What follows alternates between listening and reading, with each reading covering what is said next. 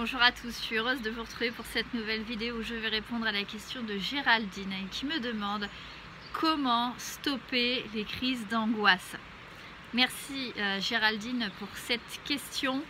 C'est un vaste sujet, la crise d'angoisse, j'en parle souvent. C'est l'objet de nombreuses des vidéos que je fais sur tous les réseaux sociaux. Parce que c'est quelque chose vraiment qui touche énormément de monde et j'avais lu une fois une étude qui expliquait qu'au moins une personne sur deux a déjà vécu une crise d'angoisse à des degrés différents, mais ici Géraldine me parle vraiment de la crise complètement bloquante, celle où elle suffoque, où elle a l'impression qu'elle va mourir, qu'elle pleure, enfin le corps lui échappe. Et donc elle veut vraiment savoir s'il y a moyen de s'en sortir. La réponse est oui, Géraldine, les crises d'angoisse ne sont pas une fatalité. Mais ça demande, je dirais, un petit travail quand même. Parce que dans le mécanisme d'une crise d'angoisse, c'est un peu comme si vous étiez un navire et vous êtes le capitaine. En fait, votre corps est un navire, vous êtes le capitaine du navire, d'accord?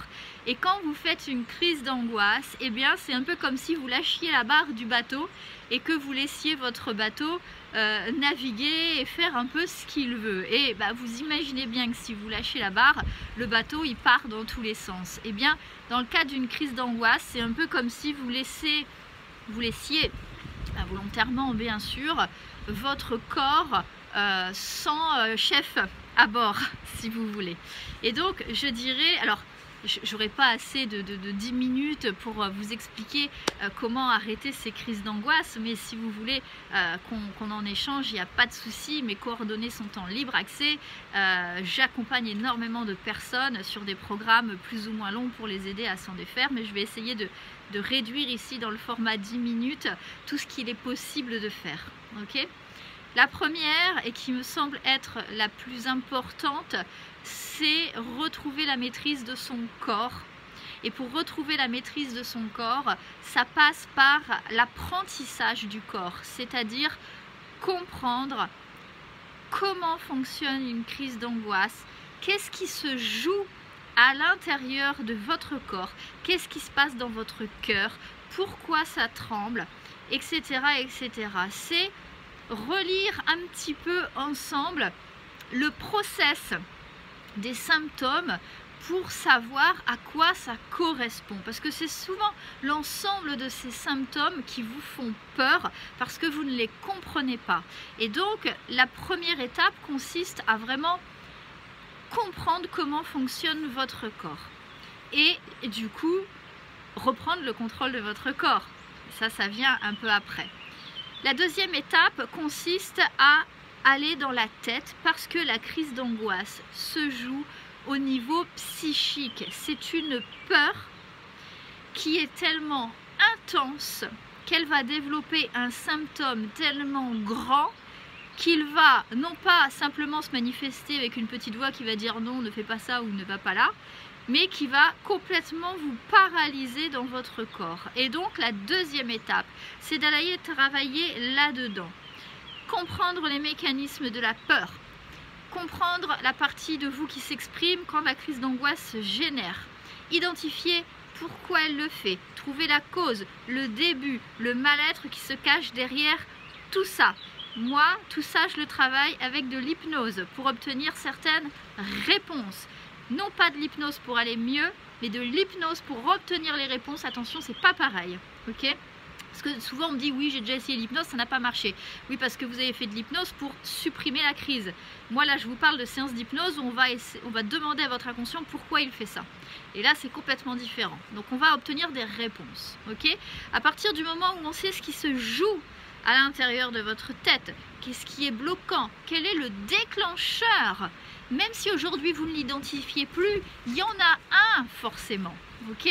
Donc on va essayer de voir ce qui se passe là-dedans et on va essayer de comprendre. Donc je comprends d'abord mon corps et comment il réagit et je comprends dans ma tête pourquoi, qu'est-ce qui se joue à cet instant précis. Donc la première phase, on est dans la compréhension.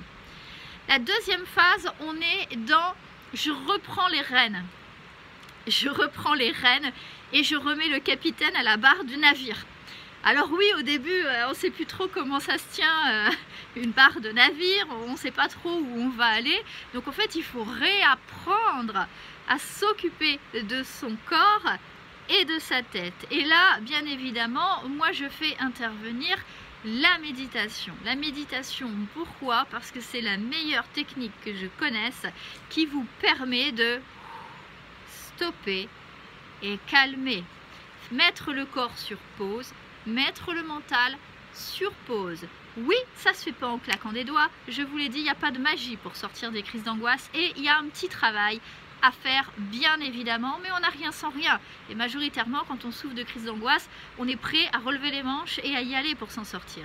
Et donc, la deuxième étape, une fois qu'on a fait la méthode de la compréhension du corps et de la tête, on va être dans « je veux reprendre le contrôle du corps et de la tête ». Alors vous doutez bien, oui, ça demande un peu de boulot parce que ça fait longtemps que vous les avez laissés faire un peu ce qu'ils voulaient. Et donc du coup, il va falloir revenir en disant hey, « c'est moi qui décide, alors s'il te plaît, maintenant t'arrêtes tes conneries. Hors de question que tu me fasses une crise d'angoisse à chaque fois que je mets le pied dehors ou dès que je rentre dans un magasin ou dès que mon fils me parle mal, par exemple. » Ok? Donc la deuxième étape, c'est « je reprends les rênes, je réapprends à décider de ce que j'ai envie et de ce que je ne veux pas. » Ok? Et puis, donc ça, je dirais, ce sont les deux grandes étapes qui doivent se faire sur du moyen ou du long terme. D'ailleurs, ça prend un petit peu de temps de faire tout ça. Ensuite, la troisième étape, c'est de connaître tous les trucs et les astuces qui vous permettent d'anticiper une crise, de la réduire et même d'éviter qu'elle se produise. Parce qu'il existe des tas de petites astuces que peut-être vous ne connaissez pas encore. Alors, il y en a plein en libre accès sur mon Insta, sur mon TikTok. On peut faire le papillon par exemple, on peut faire le super-héros, on peut faire le je contracte, je relâche. Il y a plein d'exercices de respiration qui peuvent être faits. Il y a certains mouvements que vous pouvez faire avec les yeux. On peut tapoter en EFT. Il y a des points d'acupression, il y a des odeurs qu'on peut sentir. Il existe plein de petites choses pour sortir d'une crise d'angoisse. Et ça, vraiment, il faut les connaître parce qu'elles ne vont pas disparaître du jour au lendemain, ça va être progressive. Et donc, quand il y en a une qui arrive, il ne faut pas que vous vous sentiez désarmé.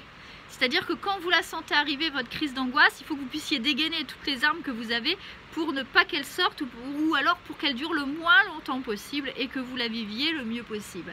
Et du coup, avec ces trois choses, je dirais connaître tous les petits trucs et astuces qui permettent de gérer une crise, apprendre à connaître son corps et sa tête et leur mode de fonctionnement et reprendre la barre du bateau, et bien avec ça, oui, vous pouvez vous débarrasser définitivement de vos crises d'angoisse.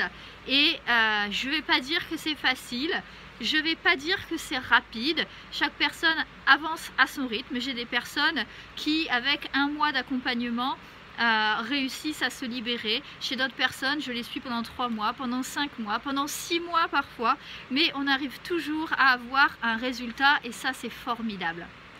Voilà, j'espère avoir répondu à votre question. Je vous remercie de m'avoir écouté jusqu'au bout. N'hésitez pas à partager, à liker, à mettre vos commentaires sous cette vidéo, à poser vos questions. Je fais toujours très attention à ce que vous écrivez, j'essaye de répondre à tout le monde et je prends toujours un grand plaisir à répondre aux questions que vous me posez. Il me reste à vous souhaiter une excellente journée, prenez bien soin de vous et je vous dis à très bientôt pour une prochaine vidéo.